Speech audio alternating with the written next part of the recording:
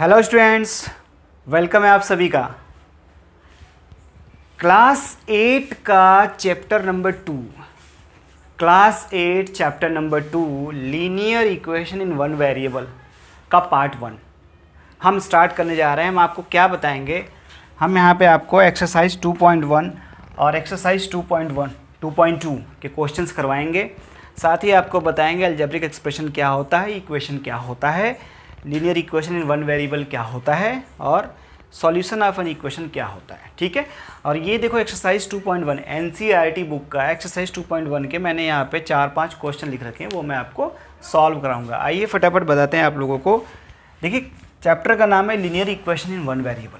ठीक है, linear equation in one variable. अब लीनियर इक्वेशन को जानने से पहले सबसे पहले ये देखो कि अलजेब्रिक एक्सप्रेशन क्या होता है। देखो जो नंबर्स होते हैं, मैं बात कर रहा हूँ जो नंबर्स होते हैं इनको हम बोलते हैं कांस्टेंट। क्या बोलते हैं? कांस्टेंट। क्यों? क्योंकि इनकी जो वैल्यू होती है वो फिक्स होती है। फिक्स होती है ना, जैसे कहीं पे लिख दिया हमने 5, -10, 11, 100 या फिर -1000, कुछ भी लिख दिया इस तरह का, तो इनको तो यही पढ़ा जाएगा ना, इसलिए इनको बोलते हैं कांस्टेंट्स। और जितने लेटर्स होते हैं या जितने सिंबल्स होते हैं उनको बोलते हैं वेरिएबल्स। ठीक है। वेरिएबल्स क्या होते हैं? वेरिएबल्स होते हैं जैसे A, B, C, P, Q, R, कुछ भी लिख दो, U, V, W, इस तरीके से जो कुछ भी लेटर लिखा जाता है इन सारे लेटर्स को बोलते हैं वेरिएबल्स। क्योंकि इनकी वैल्यू जो है फिक्स नहीं होती, इसलिए इनको बोलते हैं वेरिएबल्स। तो अब बात हो रही है कि अलजेब्रिक एक्सप्रेशन क्या होता है। तो देखो वेरिएबल और कांस्टेंट से मिल के अलजेब्रिक एक्सप्रेशन बनता है। अगर वेरिएबल और कांस्टेंट के बीच में हम कोई साइन लगा दें, कोई ऑपरेशन कर दें, प्लस माइनस मल्टीप्लाई डिवाइड का कुछ कर दें, तो वो एक्सप्रेशन कहलाता है। जैसे मैं बात कर रहा हूँ एक्सप्रेशन की, कि एक्सप्रेशन क्या होता है। एक्सप्रेशन क्या होता है, अलजेब्रिक एक्सप्रेशन क्या होता है। देखिए मैं बोल रहा हूँ कि वेरिएबल और कांस्टेंट को उनके बीच में या आप मल्टीप्लाई का साइन कर दो या प्लस का माइनस का कोई भी ऑपरेशन लगा दो। जैसे मैंने लिख दिया 3x, ये क्या है?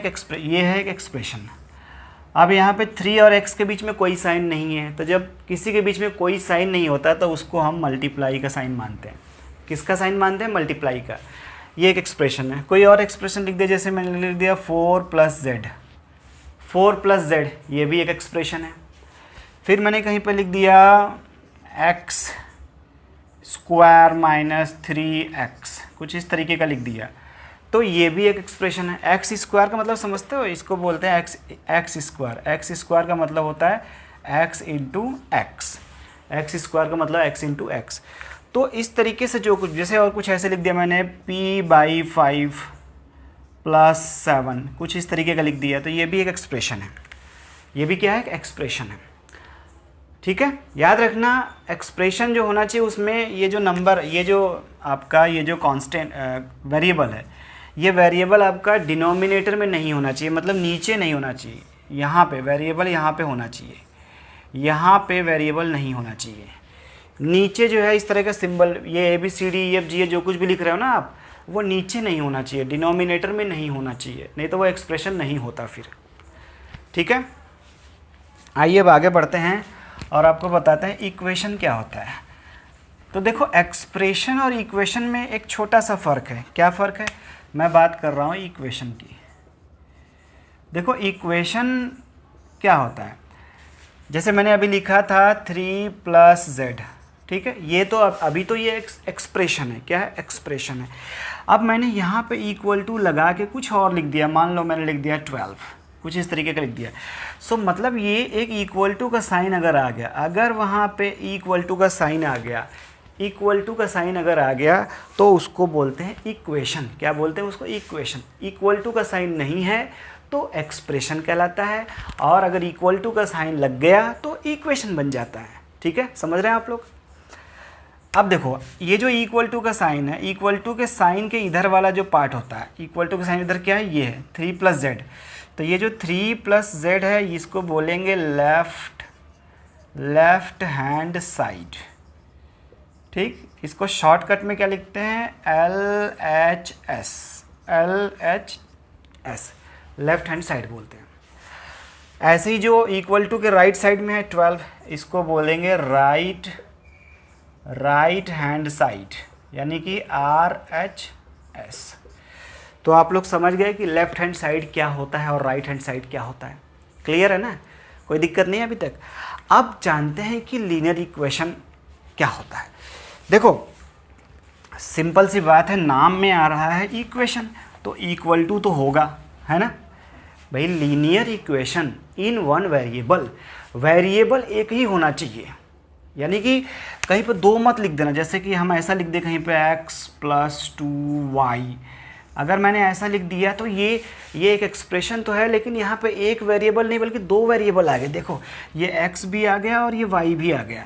तो हमें अभी ये नहीं पढ़ना है, ये तो हम 9th क्लास में पढ़ेंगे। अभी हम सिर्फ और सिर्फ एक ही वेरिएबल, तो ये y नहीं होना चाहिए। या तो सिर्फ y हो, या सिर्फ x हो, या कुछ भी हो, p हो, q हो, u v w z कुछ भी हो। तो लीनियर इक्वेशन में क्या होता है, मैं बात कर रहा हूँ लीनियर इक्वेशन की। लीनियर इक्वेशन, तो देखो लीनियर का मतलब क्या होता है। लीनियर का मतलब ये हुआ, जैसे मैंने कहीं पर लिख दिया x + 2, तो ये इक्वल टू लगेगा ना। अभी इक्वेशन की बात हो रही है तो इक्वल टू तो लगेगा ना यार। = 3 मान लो लिख दिया, तो ये इक्वेशन है। ये इक्वल टू तो ये बता रहा है कि ये इक्वेशन है। अब लीनियर है कि नहीं इसका कैसे पता चलेगा, तो हम क्या करेंगे, जो वेरिएबल होगा उसका हम क्या देखेंगे, उसका हम देखेंगे पावर। उसके पावर में क्या है, और उसके पावर में अगर 1 है, तो वो लीनियर होगा। और 1 के अलावा अगर 2 है, 3 है, कुछ भी है, तो लीनियर नहीं होगा। क्या बताया मैंने, फिर से बता रहा हूँ, फिर से सुन लो कि मैंने बोला कि वेरिएबल को देखेंगे। जैसे यहाँ पे वेरिएबल क्या है, ये इक्वेशन में यहाँ पे वेरिएबल है ये x। अब इस x का पावर क्या है, कुछ नहीं दिया है। तो जब x का पावर किसी के पावर में कुछ नहीं रहता है फ्रेंड्स, तो वहाँ पे मानते हैं 1। तो यहाँ पे x का पावर क्या है, 1, और जहाँ पे वेरिएबल का पावर 1 हो उसको बोलते हैं लीनियर इक्वेशन। तो ये लीनियर इक्वेशन है। क्या है ये, लीनियर इक्वेशन।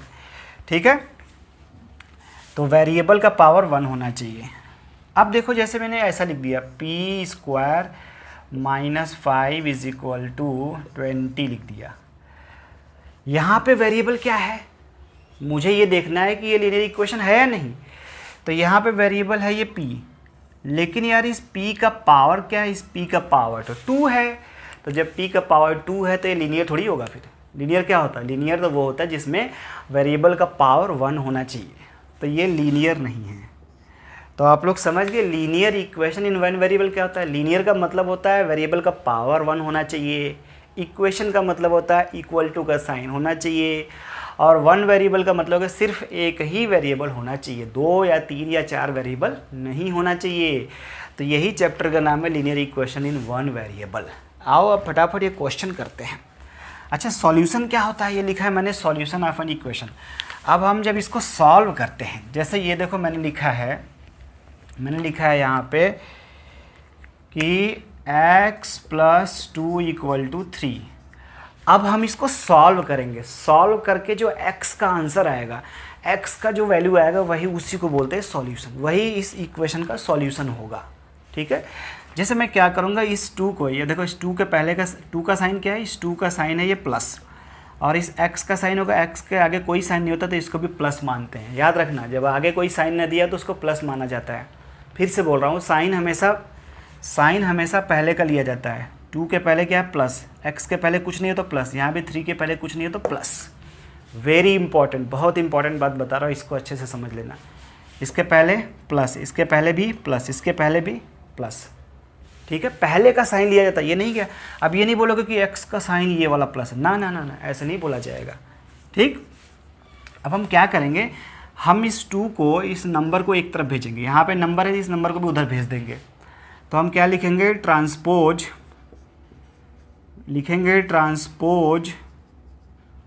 टू ये वाला 2 को किधर, राइट हैंड साइड में। हमने 2 को राइट हैंड साइड में भेज दिया। ट्रांसपोजिंग लिख दो या ट्रांसपोज लिख दो, ट्रांसपोज +2 लिखो, transpose +2 to right hand side. तो अब एक बात और समझ लो, ये इक्वल टू है, प्लस को हम अगर इधर भेजेंगे तो माइनस हो जाएगा, या माइनस को इधर भेजेंगे तो प्लस हो जाएगा। इसी तरीके से मल्टीप्लाई को अगर हम इधर भेजेंगे तो डिवाइड हो जाएगा, डिवाइड को भेजेंगे तो मल्टीप्लाई हो जाएगा।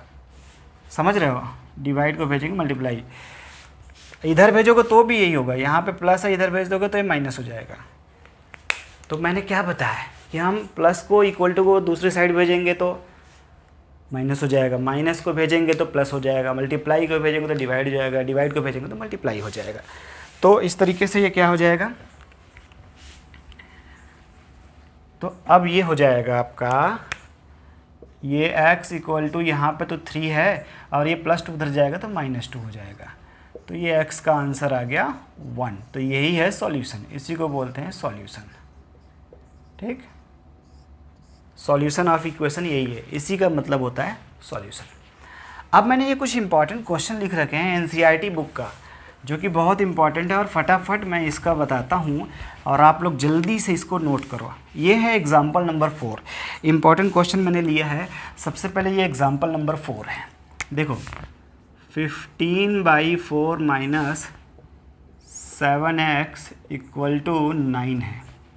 ठीक, तो हम क्या करेंगे, हम सबसे पहले ये जो जितने भी तुम्हारे मतलब हम क्या करेंगे, जो वेरिएबल है उनको एक तरफ कर देंगे, एक साइड में करेंगे, और जितने नंबर्स होते हैं या फ्रैक्शंस होते हैं उनको दूसरी साइड में कर देंगे। अच्छा, ये इसके आगे का साइन क्या है, प्लस, हम इसको इधर भेज देते हैं इक्वल टू के, तो ये तुम्हारा इधर बचेगा -7x। तो -7x, यहाँ पर आप लिखना, मैं नहीं लिख रहा हूँ लेकिन आप लिखना है, transpose 15/4 to right hand side. क्या लिखेंगे, transpose 15/4 to right hand side, ये आपको लिखना पड़ेगा। तो यहाँ बचेगा -7x, तो ये हो जाएगा 9। अब ये इधर प्लस है, उधर जाएगा तो -15/4। ठीक है, क्लियर है ना। अब देखो क्या होगा, -7x। अब इसको सॉल्व करते हैं। अच्छा, इसके नीचे कुछ नहीं है तो 1 मान लेते हैं, जब किसी के नीचे डिनोमिनेटर में कुछ नहीं होता तो 1 मान लेते हैं। अब ये 1 और 4 का एलसीएम क्या होता है, 1 और 4 का एलसीएम 4 होता है, तो हम यहाँ पर लिख देंगे 4। ठीक है ना। अब देखो क्या करना होता है, हमें यहाँ भी 4 बनाना है, यहाँ भी 4 बनाना है, क्योंकि एलसीएम 4 है ना, तो यहाँ भी इसके नीचे भी 4 होना चाहिए, इसके नीचे भी 4 होना चाहिए। इसके नीचे तो पहले से ही 4 है, तो ये तो -15 हो गया, कोई दिक्कत नहीं है। लेकिन इसके नीचे 4 बनाने के लिए हमें 4 से यहाँ भी मल्टीप्लाई करना पड़ेगा और यहाँ भी मल्टीप्लाई करना पड़ेगा। नहीं, तो यहाँ से 4 से मल्टीप्लाई करेंगे तो ये वाला 4 बन जाएगा, और इसमें जब 4 से मल्टीप्लाई करेंगे तो हो जाएगा 36। क्या हो जाएगा, 36। 9 4 36 होता है ना। अब ये क्या हो जाएगा, -7x = अब ये 36 में से 15 गया, कितना बचा, 6 में से 5 गया 1 और 2, 21/4। 21/4 आया। अब देखो, अब ये -7 का जो है इधर मल्टीप्लाई हुआ है, -7 का इस x में मल्टीप्लाई हुआ है, इस -7 का इस x में मल्टीप्लाई हुआ है। तो जब हम -7 को उधर भेजेंगे तो क्या हो जाएगा, डिवाइड। मल्टीप्लाई को जब हम इक्वल टू दूसरी साइड भेजते हैं तो डिवाइड हो जाता है। तो ये हो जाएगा x = 21/4, और डिवाइड मतलब इसके नीचे आ जाएगा, यहाँ आ जाएगा ये -7। यहाँ ऊपर था, जब इधर आएगा तो नीचे आ जाएगा। ठीक, अब देखो इस 7 से ये कैंसिल होगा, 7 1 जा 7 3 जा कैंसिल होगा, 7 1 जा 7 होता है, 7 3 जा 21। सो x = आ गया, ऊपर बचा 3 और नीचे हो गया माइनस बचा, अभी -1 का मल्टीप्लाई 4 में होगा तो -4। So this is the answer. तो ये हमारा आ गया आंसर। अब देखो -3/4 लिखो, चाहे 3/-4 लिखो, या फिर बीच में माइनस लगा के 3/4 लिखो, इन सभी का मतलब एक ही होता है, इसमें कोई दिक्कत नहीं, इन सभी का मतलब एक ही होता है। तो देखो बड़ा इंपॉर्टेंट क्वेश्चन था, और कितनी ईजिली तरीके से ये क्वेश्चन हो गया और आंसर भी आ गया। तो आपको सारे क्वेश्चन ऐसे ही करने, मैं फटाफट बता रहा हूँ, इसको नोट कर लेना आप लोग। आइए अब जल्दी से करते हैं क्वेश्चन नंबर, ये एक्सरसाइज 2.1 का क्वेश्चन नंबर 7। क्या है क्वेश्चन नंबर 7? ये लिखा है 2x/3 = 18। ठीक, सबसे पहले ये डिवाइड में 3 है, उसको उधर भेज दो, मल्टीप्लाई हो जाएगा। क्या लिखोगे, transposing 3 to right hand side, ऐसे लिख देना। तो अब इधर बचेगा 2x और ये वाला 3 डिवाइड था तो इधर गया तो मल्टीप्लाई हो गया। So this is equal to 2x equal to multiply हो गया था। अब चाहो तो तुम इसको मल्टीप्लाई मत करो या कर दो, नहीं करोगे तो और इजीली आंसर आ जाएगा। मैं बताता हूँ क्यों। अब ये क्या होगा, अब इस 2 का इधर पे मल्टीप्लाई है, अब आप इस 2 को भी उधर भेज दो। अब लिखोगे transposing 2 to the right hand side. भाई ये राइट हैंड साइड है ना यार, है ना, तो ये 2 उधर जाएगा तो अब डिवाइड हो जाएगा। तो ऊपर तो 18 इंटू 3 है और ये वाला 2 जब इधर है तो नीचे आ गया। अब देखो ये आसान क्यों हो गया, इजी क्यों हो गया। मैंने क्यों बोला था कि इसका मल्टीप्लाई अभी मत करो, क्योंकि देखो 2 9 जा 18 होता है, 2 9 जा 18 होता है और 9 3 जा 27। So x is equal to 27, this is answer. Clear, समझ में आ रहा है ना। आइए क्वेश्चन नंबर 8 लिया है मैंने आपका, ये है 1.6 is equal to y upon 1.5। क्या करेंगे हम, इस तरफ जो राइट हैंड साइड में 1.5 है उसको लेफ्ट हैंड साइड में भेज देंगे। तो क्या करेंगे ट्रांसपोज 1.5 या transposing 1.5 to left hand side. अब हम इसको इधर भेज रहे हैं तो इसको लेफ्ट हैंड साइड बोलते हैं ना यार। तो ये क्या हो जाएगा, अब यहाँ डिवाइड है, इधर आएगा मल्टीप्लाई हो जाएगा। तो 1.6 into 1.5, so this is equal to y. अब आपको 1.6 और 1.5 का मल्टीप्लाई करने आना चाहिए, नहीं आता तो मैं बता रहा हूँ। ये है 1.6 इंटू 1.5। सबसे पहले तो आप पॉइंट को भूल जाओ, लिखो 16 इंटू 15, इसका मल्टीप्लाई कर दो। 5 6 जा 30, कैरी 3, 5 1 जा 5 और 3 8, 1 6 जा 6, 1 1 जा 1, 0 4 2। तो ये आ गया 240, ये आ गया 240। ठीक, क्लियर। अब ये पॉइंट तो लगाना पड़ेगा ना। अब देखो इधर से पॉइंट के बाद कितना है, 1 डिजिट है, यहाँ भी पॉइंट के बाद कितना है, 1 डिजिट है। तो ये भी 1, ये भी 1, तो हो गया 2 डिजिट हो गया।